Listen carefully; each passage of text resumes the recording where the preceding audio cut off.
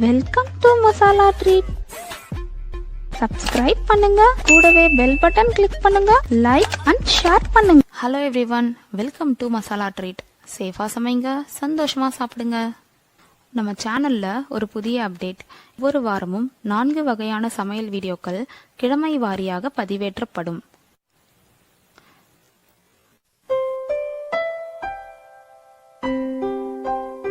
இந்த வார கிட் ஸ்பெஷல்ல நாம பார்க்க போற ரெசிபி பொட்டேட்டோ லாலிபாப். இதற்கு தேவையான பொருட்கள்: 3 மீடியம் சைஸ் உருளைக்கிழங்கு வேக வச்சு இந்த மாதிரி மேஷ் பண்ணி எடுத்துக்கோங்க. இது கூட bread crumbs 1/4 cup, medium size வெங்காயம் 1 பொடியா நறுக்குனது, கொத்தமல்லி 2 டேபிள் ஸ்பூன், மிளகாய்த்தூள் 1/4 ஸ்பூன், தனியாத்தூள் 1/2 spoon, garam masala 1/4 spoon, amchur powder 1/2 spoon. Amchur powder இல்லைன்னா லெமன் ஜூஸ் சேர்த்துக்கோங்க. இஞ்சி பூண்டு விழுது 1 ஸ்பூன், உப்பு உங்க தேவைக்கேற்ப சேர்த்துட்டு இப்போ இது எல்லாத்தையும் நல்லா பிசைஞ்சிக்கலாம். நம்ம சேர்த்துருக்க மசாலா எல்லாம் உருளைக்கிழங்கோட நல்லா கலக்கிற மாதிரி இது எல்லாத்தையும் நல்லா பிசைஞ்சு எடுத்துக்கலாம். இந்த ரெசிபிக்கு தண்ணி சேர்க்காம பிசையணும். நம்ம சேர்த்துருக்க உருளைக்கிழங்குல இருக்க தண்ணியும் வெங்காயத்தில் இருக்க ஈரப்பதமுமே இதுக்கு போதுமானது. இதை நல்லா பிசைஞ்சிட்டே வந்தீங்கன்னா உங்களுக்கு நல்லா திக்கான மாவு கிடைக்கும். பாருங்க, இந்த அளவு உங்களுக்கு திக்கா கிடைக்கணும். இப்போ ஒரு பவுலில் 2 டேபிள் ஸ்பூன் மைதா எடுத்துக்கோங்க. அது கூட கொஞ்சம் கொஞ்சமாக தண்ணி சேர்த்து இதை கட்டி இல்லாமல் நல்லா ஸ்மூத்தான மாவாக இதை கலந்து எடுத்துக்கலாம். இதை நல்லா ஸ்மூத்தாக கலந்துக்கோங்க. இது ரொம்ப திக்காகவும் இருக்கக்கூடாது, ரொம்ப தண்ணியாகவும் இருக்கக்கூடாது. இதோட பதம் இந்த அளவு இருக்கணும், மீடியம் கன்சிஸ்டன்சியில். இப்போ நம்ம ஏற்கனவே செஞ்சு வச்சுருந்த உருளைக்கிழங்கு மசாலாலேருந்து கொஞ்சமாக எடுத்து இந்த மாதிரி பால் மாதிரி உருட்டிக்கோங்க. அதை நம்ம செஞ்சு வச்சுருந்த மைதா பேஸ்ட்டில் முக்கி எடுத்து பிரெட் கிரம்ஸ் 1/2 கப் எடுத்துக்கோங்க. அதில் போட்டு நல்லா உருட்டிக்கோங்க, எல்லா இடத்துலையும் பிரெட் கிரம்ஸ் படுற மாதிரி.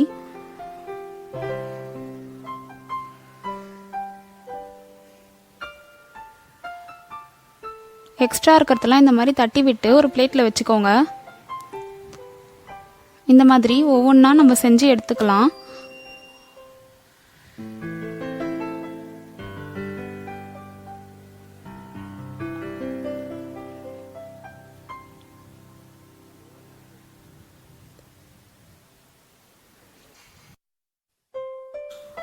இப்போ இதை ஒவ்வொன்றா எடுத்து சூடான எண்ணெய்க்குள்ளே போட்டு பொரிச்சிக்கலாம்.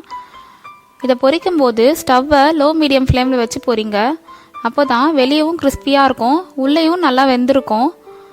இதை இந்த மாதிரி பொறுமையாக திருப்பி விட்டு எல்லா பக்கமும் ஈவனாக கோல்டன் ப்ரௌன் ஆகிற மாதிரி பொரிச்சிக்கோங்க. பொறுமையாக திருப்புங்க, இல்லைன்னா இது உடஞ்சிரும். இந்த மாதிரி திருப்பி திருப்பி விட்டு நல்லா பொரிச்சு எடுங்க.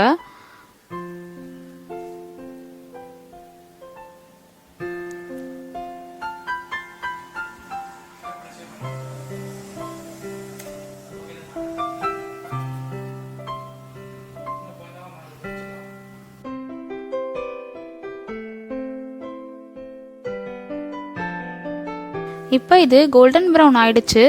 இதை எண்ணெய்க்குள்ள இருந்து வெளியே எடுத்துடலாம்.